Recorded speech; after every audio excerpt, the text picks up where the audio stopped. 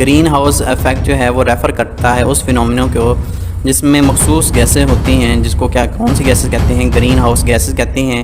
वो माहौल के अंदर ट्रैप हो जाती हैं, माहौल के अंदर मौजूद होती हैं लोअर पार्ट के अंदर, और हीट को वो ट्रैप कर लेती हैं। ये गैसेस एक्ट करती हैं ग्लास के तौर पर ग्रीन हाउस के अंदर, मतलब कि हीट को बाहर नहीं निकलने देती। जब हीट नहीं निकलेगी तो डेफिनेटली जहाँ भी ये गैसें हीट को रोकेंगी उस एरिया का टेम्परेचर जो है वो इंक्रीज़ कर जाएगा। अब देखें बहुत सारी चीज़ें तो इसमें ऊपर जो हमने ग्लोबल वार्मिंग पढ़ा था उससे मिलती जुलती हैं। जब सन की जो लाइट है ज़मीन पर पहुंचती है तो ज़्यादातर इसकी एनर्जी जो है वो हीट एनर्जी के अंदर जो है वो चेंज हो जाती है। तो earth surface reflect this heat energy. अब वो जो हीट एनर्जी होती है उसको रिफ्लेक्ट कर देती है हमारी जो है अर्थ की सरफेस टूवर्ड्स स्पेस की तरफ, किस फॉर्म के अंदर, इंफ्रारेड रेडिएशंस की फॉर्म के अंदर, ताकि ज़्यादा जो हीट जो है वो एब्जॉर्ब ना हो सके।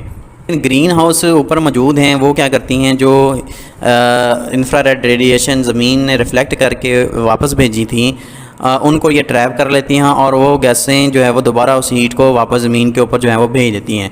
तो अब वो ये काम कौन कर रही हैं? कार्बन डाइऑक्साइड करती है ये काम, मीथेन, नाइट्रस ऑक्साइड हैं, ये इम्पोर्टेंट हमारे पास ग्रीन हाउस गैसेज हैं।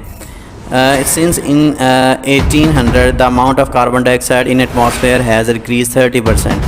कहते हैं तकरीबन 1800 से जो कार्बन डाइऑक्साइड की जो मिकदार है माहौल के अंदर 30% जो है वो इंक्रीज़ हो चुकी है।